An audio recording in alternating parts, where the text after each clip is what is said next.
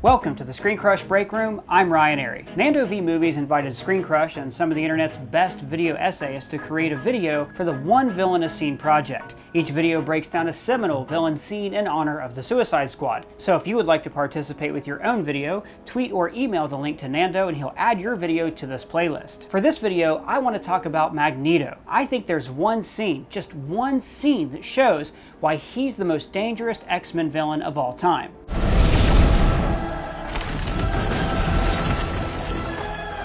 Not that one. Nope.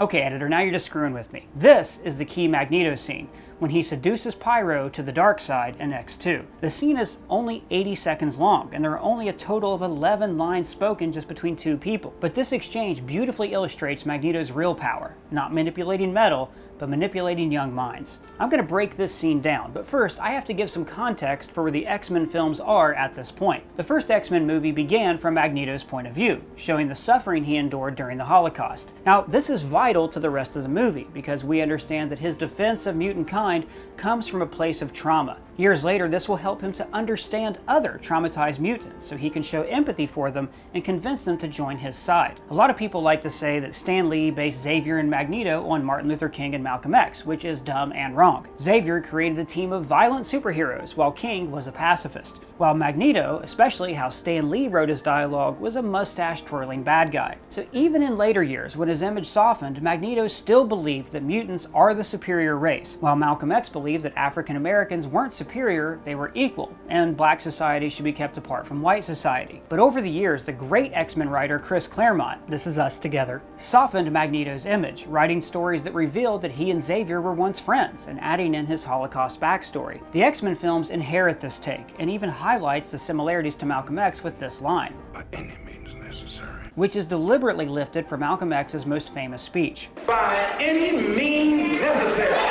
But as this video shows, Magneto isn't dangerous because he's like Malcolm X. He's dangerous because he's the Marvel version of ISIS, and we see that through John. John is introduced at a field trip, a setting that reminds the audience that these are still kids, and also brings him in conflict with humans. In his very first scene, he's being a jerk to some flat scans, enjoying that he has the fire that they want. Can I have a light? Sorry, I can't help you out, pal. John, knock it off. See, John's power is symbolic. He doesn't create flame, he manipulates it. In this movie, the fire is indicative of the hatred and fear that humans feel toward mutants. John didn't create their fear, but he's able to manipulate it to goad them into a fight. Bobby's ice powers are also metaphorical. They represent the cooling of tensions, of cooling off, which he does in the first scene. Throughout the movie, John uses his powers to destroy, while Bobby's powers are used to help. Thanks. And this confrontation ends when Xavier metaphorically freezes everyone into place. Now, because John can't create fire, his only weapon is his shark Zippo. A shark symbolizes that he's a predator, or at least he wants to be. Now, just as a shark has to constantly stay in motion or they'll sink to the bottom of the water column, John is always in motion. He's always fidgeting with his lighter, reflecting his restless nature. He's not at ease with himself or the world. I don't like uncomfortable silences. What are you doing?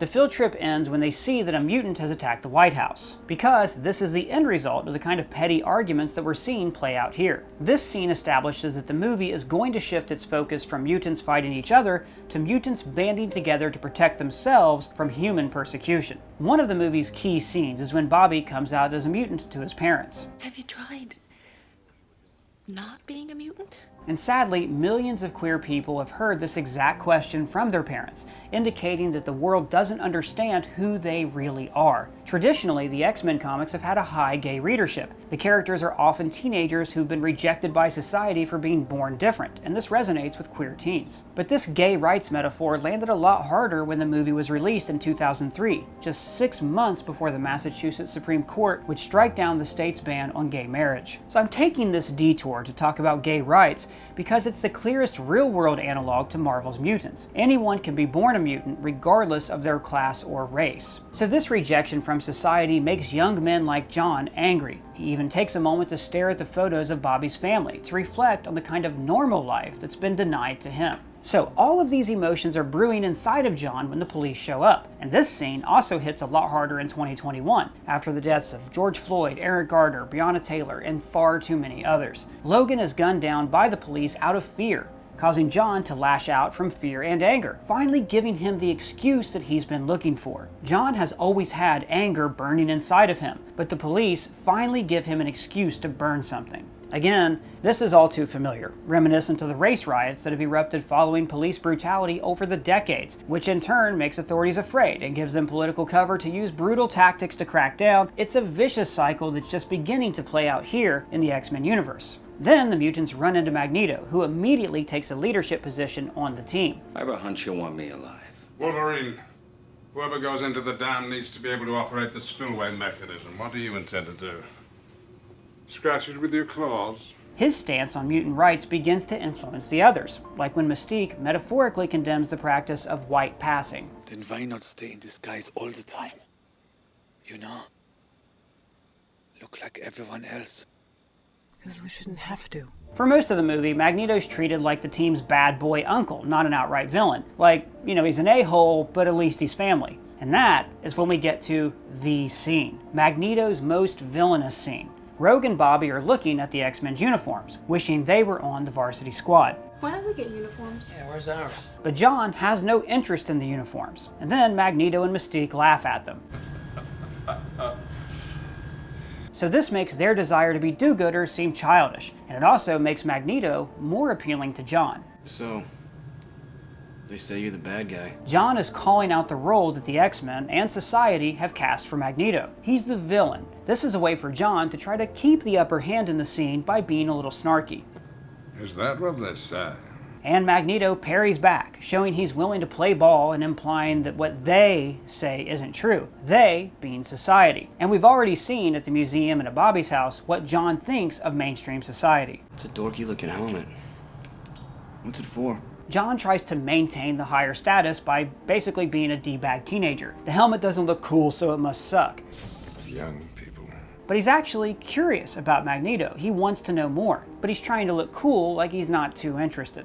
This dorky looking helmet is the only thing that's going to protect me from the real bad guys.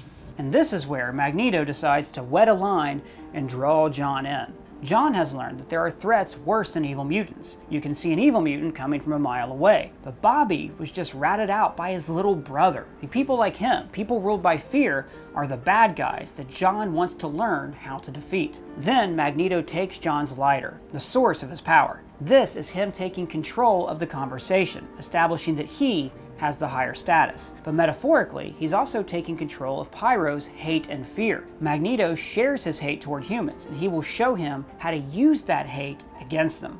What's your name? John? What's your real name, John? And this is it.